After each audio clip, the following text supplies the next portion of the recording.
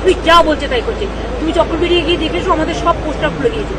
আমরা contempt of কোর্টের notice দিয়েছি, তা সত্ত্বেও কতগুলো অবজারভার এসেছে বাইরে থেকে, বিজেপি যা বলছে তাই করছে। তুমি চক্রবেড়িয়ে গিয়ে দেখেছো আমাদের সব পোস্টার খুলে গিয়েছে। সব এইভাবে ভোট হয়? ভোট তো মানুষ দেবে, পুলিশ দেবে না, সিকিউরিটিও দেবে না। আর কয়েকজনকে নতুন নিয়ে এসছে, তারা যা ইচ্ছে করে যাচ্ছে, টেরোরিজম করছে এলাকায়। নমস্কার, পিপিএন বাংলায় আপনাদেরকে স্বাগত। আমি রয়েছি শাবনাম দ্বিতীয় দফার ভোটের খবর নিয়ে।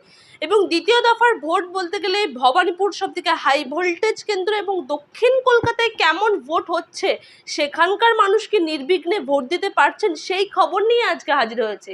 এবং ভবানীপুর বলতে গেলেই সব থেকে যেই খবর সামনে আসে যে সকাল সকাল সেখানে মুখ্যমন্ত্রী স্বয়ং উপস্থিত হন এবং সেখানকার বুথ পরিদর্শন করেন, সেখানে কেমন ভোট চলছে তিনি সেগুলিকে দেখেন।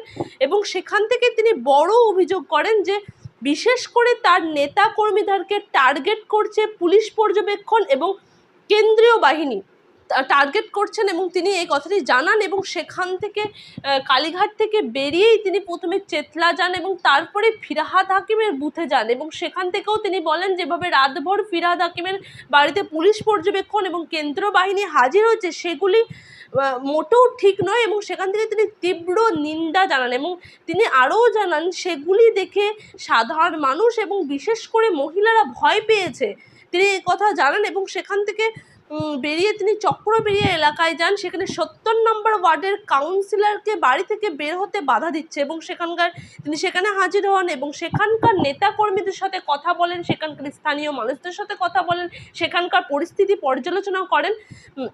এবং তিনি জানান যে কেন্দ্র বাহিনী এবং পুলিশ পর্যবেক্ষণ বাংলাকে ঠিক বুঝতে পারছে না, বাংলার মানুষকে ঠিক বুঝতে পারছে না বলে, তারা যেহেতু বাইরে থেকে এসেছে তাই ঠিক বাংলাকে বুঝতে পারছে না বলে তিনি জানান, এই অভিযোগ তিনি জানান। এবং সবথেকে বড় অভিযোগ করেন যে বুথ এজেন্টকে গ্রেপ্তার করা হয়েছে, ইতিমধ্যে যুবনেতাকে গ্রেপ্তার করা হয়েছিল এবং তাকে ছাড়িয়ে আনা হয়েছে বলে মুখ্যমন্ত্রী জানান।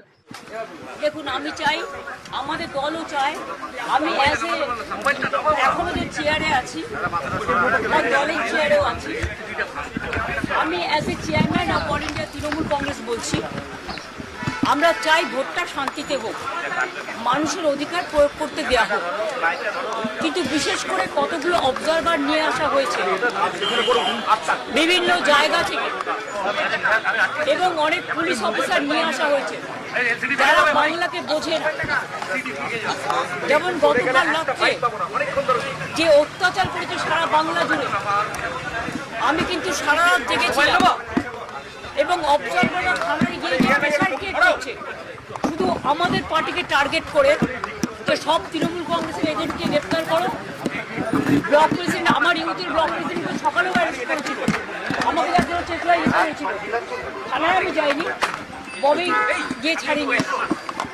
এইভাবে বাবাই এর বাড়িতে কালকে রাত্রিবেলা, বাবাই এটা 70 নম্বর ওয়ার্ডের কাউন্সিলর, এত পপুলার ছেলে এই এলাকায়, তার বাড়িতে গিয়ে রাত্রি 2টোর সময় CRPF force, without state police, without local police, they attack his house. এবং ওর বউ একা বাড়িতে ছিল বাচ্চাকে নিয়ে।